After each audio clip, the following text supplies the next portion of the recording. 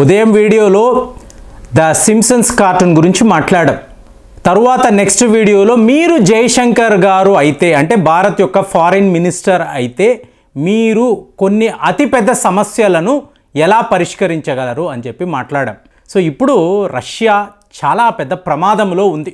అంటే మీరు connecting the dots అని అంటారు చూసారా, కనెక్ట్ చేసి చూసారనుకోండి ఈ విషయాలంతా కూడా 1986 నుంచి ద సింప్సన్స్ కార్టూన్ ఏదైతే చెప్తూ వస్తుందో ఇవాళ 2024లో కూడా మీకు సరిగ్గా అలాంటి ఒక భవిష్యవాణిని అలాంటి ఒక సంఘటనలే మనం చూస్తున్నాం.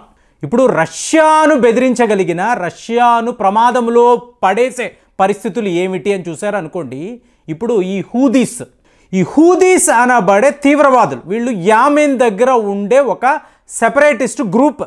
వీళ్లను అమెరికా మిత్రదేశాలు మీరు ఎన్ని యుద్ధ నౌకలైనా తీసుకురండి, వీళ్లను ఎదిరించలేకపోతున్నారు.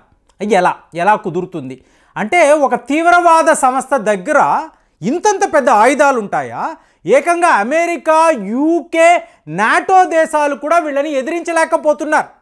ఈరోజు కూడా రెడ్ సీ వద్ద 90% కార్గో షిప్పులు రావడం లేదండి. మీరు రష్యా షిప్పులు చూడొచ్చు, భారతదేశానికి వచ్చే కొన్ని రష్యా షిప్పులనే చూడొచ్చు. మీరు యూరోప్ అనండి, ఇజ్రాయెల్ అనండి, అమెరికా, సో వీళ్ళ దేశాల నుంచి భారత్కి మీకు కార్గో షిప్పులు వచ్చినా కూడా దాడులు తప్పడం లేదు.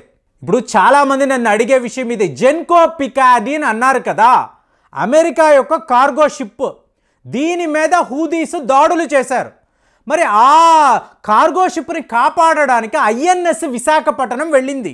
మరి ఐఎన్ఎస్ విశాఖపట్నం మీద ఎందుకండి వీళ్ళు దాడులు చేయలేదు? హూదీ తీవ్రవాదులు ఎందుకు మన మీద దాడులు చెయ్యరు అంటే ఇరాన్ వాళ్ళు అక్కడ క్లియర్ కట్గా ఆర్డర్స్ ఇచ్చి ఉంటారు.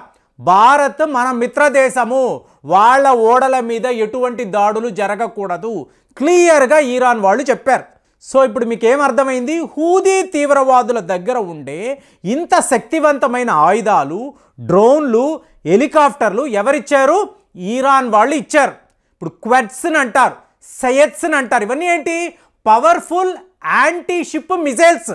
అంటే వీటి రేంజ్ చూసారనుకోండి 800 కిలోమీటర్ల దూరం కూడా అండి. అంటే యామెన్లో కూర్చొని తమ కంట్రోల్ రూమ్లో హూదీస్ ఇలాంటి యాంటీ షిప్ మిజైల్స్ను అమెరికా మీదో యూకే మీదో వాడారనుకోండి, డైరెక్ట్గా వచ్చి కొడతాయి. కాబట్టి అమెరికా వాడు తన ఎయిర్ డిఫెన్స్ సిస్టమ్స్ని యాక్టివేట్ చేశాడు, డిప్లాయ్ చేసుకున్నాడు. అయినా కూడా హూదీస్ని ఆపలేకపోతున్నారు. మరి ఇప్పుడు మీరు అడగొచ్చు, ఏమంటే ఇరాన్ దగ్గర ఉండే ఆయుధాలు అంత పవర్ఫుల్లా? 100% చాలా పవర్ఫుల్.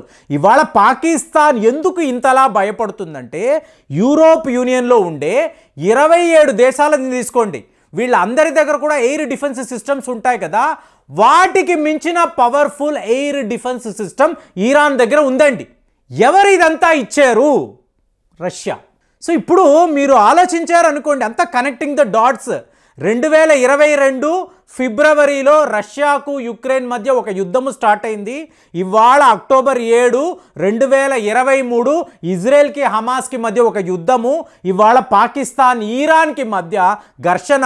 వీటినంతా మీరు కలిపి చూశారు అనుకోండి, రష్యా అనబడే దేశము దాని యొక్క సపోర్టుతోనో లేదా వాళ్ళ శత్రువులు, రష్యా వాళ్ళ శత్రువులు, వీళ్ళ మధ్య జరుగుతున్న యుద్ధమే.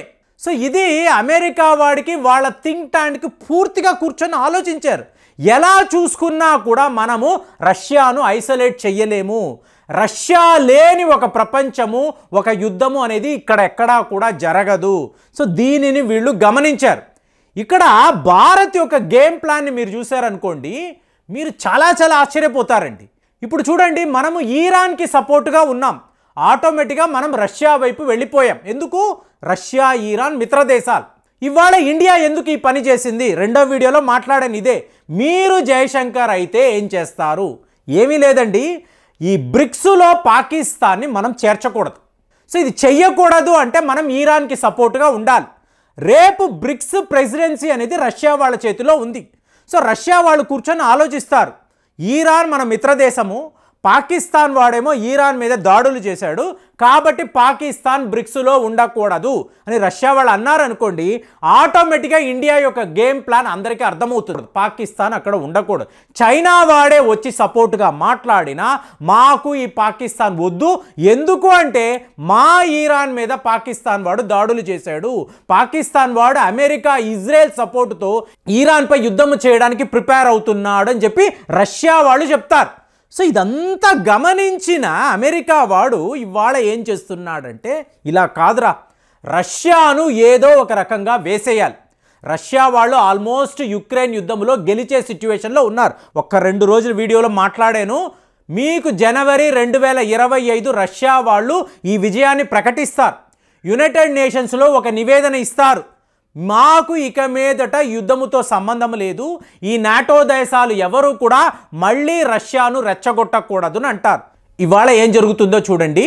డిఫెండర్ ఆఫ్ యూరోప్ 24 అనబడే ఒక అతిపెద్ద మిలిటరీ డ్రిల్ అనేది మీకు జర్మనీ, యూకే అలాగే నాటో దేశాలు వీళ్ళు కలిసి మీకు west north border of Russia ఇక్కడ వీళ్ళు ఈ యుద్ధ విన్యాసాలు చేయబోతున్నారు. ఇది వార్త. అంటే 500 యుద్ధ విమానాలు, 50 యుద్ధ నౌకలు, 40 దేశాలకు సంబంధించిన సైనికులు, వీళ్ళందరూ ప్రపంచంలో ఎప్పుడూ ఎవరు కని విని ఎరుగని ఒక మిలిటరీ డ్రిల్లో పాల్గొనబోతున్నారు. ఎక్కడండి? రష్యా సరిహద్దుల్లో. సో ఇది అతిపెద్ద వార్త. అంటే ఇవాళ రష్యా ప్రమాదంలో ఉంది అని చెప్పి నేను ఎందుకు మాట్లాడుతున్నాను, కనెక్టింగ్ ద డాట్స్ అని ఎందుకు చెప్తున్నాను, పొద్దున్న సింప్సన్స్ ప్రిడిక్షన్స్ అనండి లేదా మీకు జైశంకర్ అనండి, ఇవాళ రష్యాతో నాటో చెయ్యబోతున్న యుద్ధం అనండి, ఇవంతా కూడా ఒక పర్ఫెక్ట్ స్కెచ్ అండి. వీళ్ళు ప్లాన్ ప్రకారం చేస్తున్న ఒక వ్యవహారం. దాంతో ఇవాళ యూకే ఏం మాట్లాడుతుందంటే, ఒక 20,000 మంది సైనికులతో మేము విడిగా ఒక మిలిటరీ డ్రిల్ నిర్వహిస్తున్నాము. జర్మనీ వాళ్ళు ఏం మాట్లాడుతున్నారు, 12,000 మంది మా సైనికులకు అత్యాధునికమైన ఆయుధాలను ఇచ్చి మేము ఒక మిలిటరీ డ్రిల్ నిర్వహిస్తున్నాము. ఇలా ఓవరాల్గా మీరు చూసారనుకోండి, ఏకంగా 1,00,000 మంది సైనికులు రష్యాను ఎదిరించడానికి, రష్యాతో యుద్ధము చేయడానికి ఇవాళ వీళ్ళు ప్రిపేర్డ్గా ఉన్నారు. మీరు ఒక్కసారి ఈ ప్రపంచములో శాంతియుతమైన దేశాలు మీకు ఇండెక్స్ తీశారనుకోండి, ఒక నార్వే ఉంటుంది, స్వీడన్ ఉంటుంది, ఫిన్లాండ్ ఉంటుంది, ఇలాంటి దేశాలు ఉంటాయి. వీళ్ళు ఇప్పుడు వెళ్ళి నాటోలో కలిశారు. ఫిన్లాండ్ మొన్నటికి మొన్న నాటోలో కలిశారు. ఈ దేశాలంతా కూడా చాలా పెద్ద యుద్ధాలు చేయడానికి వాళ్ళు ప్రిపేర్ అవుతున్నారు. అంటే అమెరికా వాడు మేము ఇంతంత పెద్ద యుద్ధాలు చేస్తూ ఉంటే మీరందరూ ప్రశాంతంగా అక్కడ ఉంటారా, హాయిగా మీరు మీ ప్రజలను చూసుకుంటారా, ఎటువంటి ఇబ్బందులు లేకుండా బతుకుతారా? కాదు, మీరందరూ కూడా వచ్చి రష్యాతో యుద్ధము చెయ్యాలి అని చెప్పి వాడు ఒక ఆర్డర్ అనేది పాస్ చేశాడు. ఇవాళ నార్వే వాళ్ళు ఆర్కిటిక్ సర్కిల్ వద్ద తమ సైన్యాన్ని వాళ్ళు సిద్ధము చేసుకుంటున్నారు. సో ఇదంతా మీరు గమనించారనుకోండి, రష్యా చుట్టూర్తా ఒక పద్మ వ్యూహాన్ని రచించి రష్యాని యుద్ధములోకి దింపి వాళ్లను ఓడించి ఏదో ఒక రకంగా అమెరికా తన యొక్క ఆ నంబర్ 1 పొజిషన్ని నిలబెట్టుకోవాలనే ప్రయత్నాల్లో వాళ్ళు ఉన్నారు. కాబట్టే రష్యా ఏం చేస్తుంది, ఇవాళ ఈరాన్ సపోర్ట్ని, ఈరాన్ దగ్గర రివర్స్ ఇంజనీరింగ్ చేసిన అత్యుత్తమమైన మిజైళ్ళు, ఆయుధాలు, డ్రోన్లు ఉన్నాయి. సో వీటిని రష్యా వాళ్ళు తమ సపోర్ట్ కోసము తీసుకుంటారు. యుక్రెయిన్ వార్లో ఇదే పని చేశారు. ఇవాళ ఇలాంటి సిచ్యువేషన్ వచ్చేటప్పుడు ఒకవైపు ఈరాన్, ఇంకొక వైపు బెలారస్ అనబడే దేశము, వాళ్ళ దేశంలో రష్యాకు సంబంధించిన ఆయుధాలు ఉన్నాయి, అణువస్త్రాలు ఉన్నాయి. వాటినంతా కూడా ఇవాళ రష్యా సిద్ధము చేసి పెట్టుకుంది. కాబట్టి 11 AM వీడియో అన్నాము, 4 PM వీడియో అన్నాము, సింప్సన్స్ కార్టూన్ అన్నాము, మనము జయశంకర్ ఇవాళ చూసారు అనుకోండి. ఓవరాల్గా ఇవన్నీ కూడా ఒక చాలా పెద్ద యుద్ధానికి దారి తీసే వ్యవహారాలే. దీన్ని బాగా గుర్తుపెట్టుకోండి. ప్రపంచంలో ఇంతంత పెద్ద విషయాలు జరుగుతూ ఉంటాయా అంటే ఇదే వాస్తవం అండి. మరి దీని మీద మీ అభిప్రాయాలు ఎలా ఉన్నాయో తెలియజేయండి. మళ్ళీ వచ్చే వీడియోలో కలుద్దాం. జై హింద్.